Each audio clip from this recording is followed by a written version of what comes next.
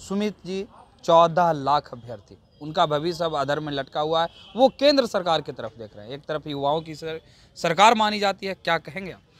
देखिए, ये समझने की आवश्यकता है कि माननीय सुप्रीम कोर्ट का जो डिसीजन आया है उसके ऊपर टीका टिप्पणी जो है मुझे लगता है कि करना उचित नहीं है। परंतु मैं इतना बताऊंगा कि जो केंद्र की हमारी सरकार चल रही है, यानी भारतीय जनता पार्टी की सरकार चल रही है, वो सेवा के लिए चल रही है। वो युवाओं के हितों को कभी भी उपेक्षित नहीं रख सकते। वो युवाओं के लिए कार्य कर रही है और विगत 9 वर्षों में आपने देखा होगा, अब तो 10 वर्ष संपूर्ण होने वाले हैं।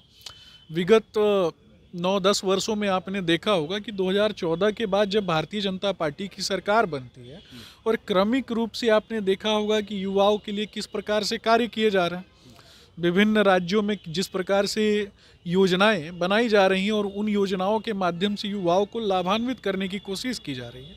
ये भी निश्चित रूप से भारतीय जनता पार्टी का विजन रहा है और आगे भी कोई भी युवा उपेक्षित नहीं रहेगा, ये तो मैं डंके की चोट पे बोल सकता हूँ। और रही बात शिक्षकों के मुद्दे की, तो कुछ तकनीकी विषय ऐसे होते हैं जिनके ऊपर त्वरित रूप से बोल पाना जो है वो उचित नहीं होता है। वो भी कैमरे के माध्यम से बोल पाना जो है वो उचित नहीं होता है।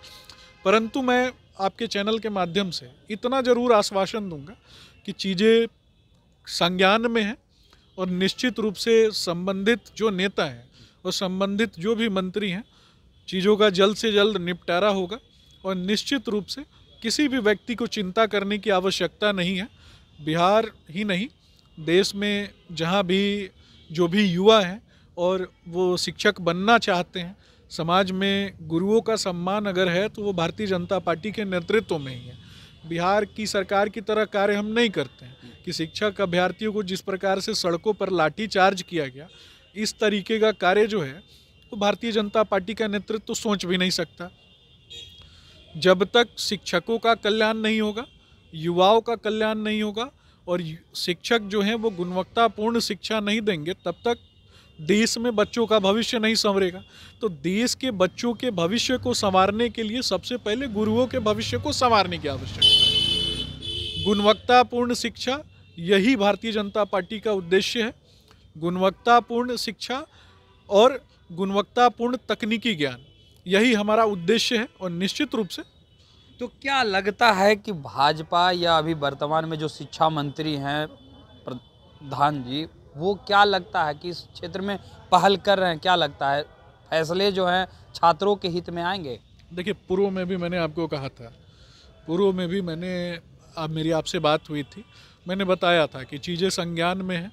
निश्चित रूप से विषय को मैंने भी उठाया था, मैंने भी आपके चैनल के माध्यम से इस विषय को उठाया और बहुत ही गंभीरतापूर्वक उठाया। ये विषय जो है ये मजाक का विषय नहीं है, लोगों के भविष्य का विषय है। और निश्चित रूप से जब भी देश के युवाओं के भविष्य की बात होती है, भारतीय जनता पार्टी का नेतृत्व हमेशा से उसके तरफ सजगता के साथ कार्य करता है। निश्चित ही थोड़ा धैर्य रखने की आवश्यकता है। आप देखेंगे चीज़ें जब प्रक्रिया के तहत सामने आएंगी तो निश्चित रूप से आप देखेंगे कि चीज़ें जो हैं युवाओं के पक्ष में हों।